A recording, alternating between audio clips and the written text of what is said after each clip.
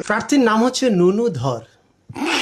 বললাম নুনু ধর নির্বাচনে দাঁড়াইছে পত্রিকায় হেডলাইন, নুনু খারাইছে।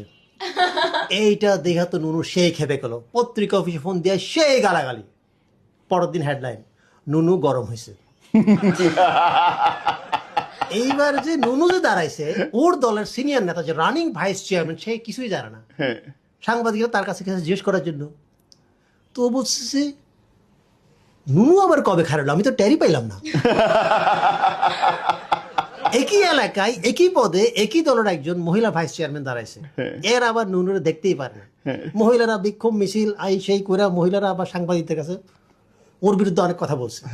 পরের দিন হেডলাইন, মহিলাদের সন্তুষ্ট করতে পারেনি নুনু।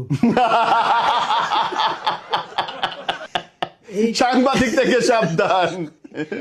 এইটা দেখে তো মহিলা কাছে খেপা খেপা। সাংবাদিকদের দেখেন এটা কি করলেন, দলের মধ্যে গ্রুপিং লাগাই দিলেন, তার সাথে তো আমার ব্যক্তিগত কোনো রেশারেশি নাই। না, হেডলাইন চেঞ্জ করেন। কি পরের দিন হেডলাইন, নুনুতে সন্তুষ্ট মহিলা, মহিলা চেয়ারম্যান ভাই প্রার্থী নুনুতে সন্তুষ্ট।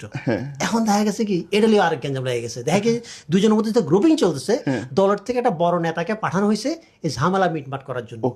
যে আসছে তার নাম হচ্ছে কালীধর। কালীধর আবার নুনুরে দেখতেই পারে না, কারণ কালীধর একটা ফেসবুক পোস্টে নুনু কমেন্ট করছিল, এত শুকনা পাশা লইয়া হাগেন কেমনে। ये खोदा उठा ले मुझको।